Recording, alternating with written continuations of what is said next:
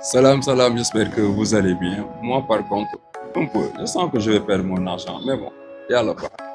Ici, il y a un téléphone avec de l'argent rempli dans les comptes de transfert. Je vous offre gratuitement de l'argent, soit par cash, soit par transfert.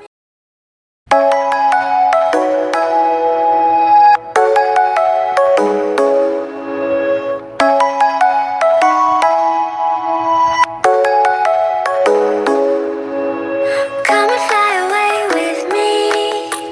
Come and fly away with me. Bienvenue dans Plus Zéro, là où zéro a de la valeur. Je l'ai toujours dit et redit, zéro a de la valeur et aujourd'hui je vais vous le prouver. Un millionnaire, c'est celui qui détient un ou plusieurs millions. Un dollar, celui qui n'a rien, un dollar, c'est un dollar. Alors, sois millionnaire là, maintenant, tout de suite, ou reste un dollar. Il y a à choisir. Est-ce que ce mot existe? Mais bon, achetez-le à votre dictionnaire. Fight, everything will change you and then jumping off the edge. They say dream is never die, so come and fly. Alors, comment ça se passe? J'irai dans les lycées, dans les universités, dans les lieux de travail, dans les collèges, dans les écoles primaires, partout, même dans la rue, pour tester votre bagage intellectuel. Je choisis une personne au hasard, la personne a la latitude de choisir entre religion ou culture générale. Et je lui pose 5 questions, juste 5 questions, en fonction de ce qu'il a choisi. Et chaque réponse trouvée, c'est plus zéro à son compte. Si la personne répond à la première question correctement, je l'offre 100 francs.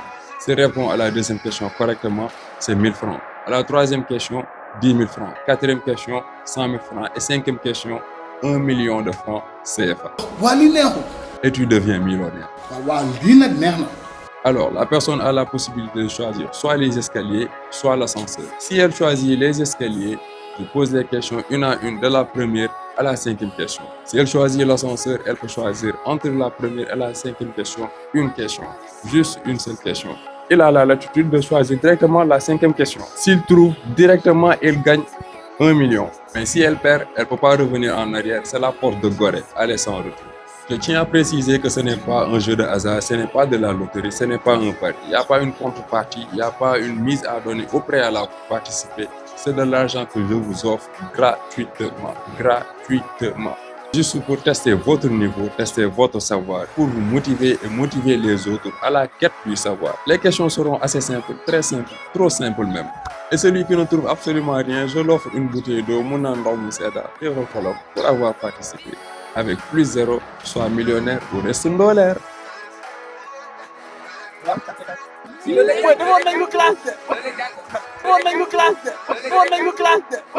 benn question la kii moo njëkk a wax. hymne national Sénégal. 5e couplet bi lan la. Sénégal hymne national bi 5 couplet la. Premier bi pincez tous vos corps ba fa mu yem. 5e couplet.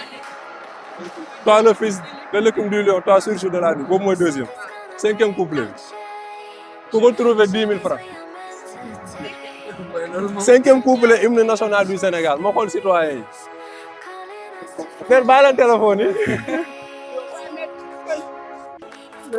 ku ko trouvé 10 000 francs. xamoo.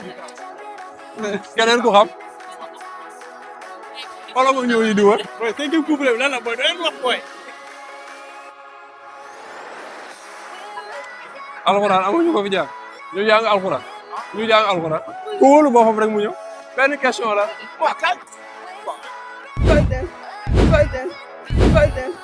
question ci alxuraan. ñetti saar ci alxuraan yoo xamante ne amul ka. waaw lettre ka. ñett lañ ci alxuraan.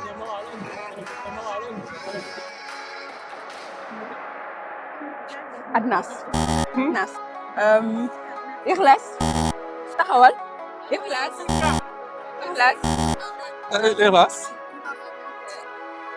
Taxawal. Loolu. Am na ka. Wal asri. Wal as. Waaw. waaw boobu benn bi. Wal fajr. wal fajr yow ku mos a gis. alxuraan ah. waaw yomb rek. yonent bi kañ la judd.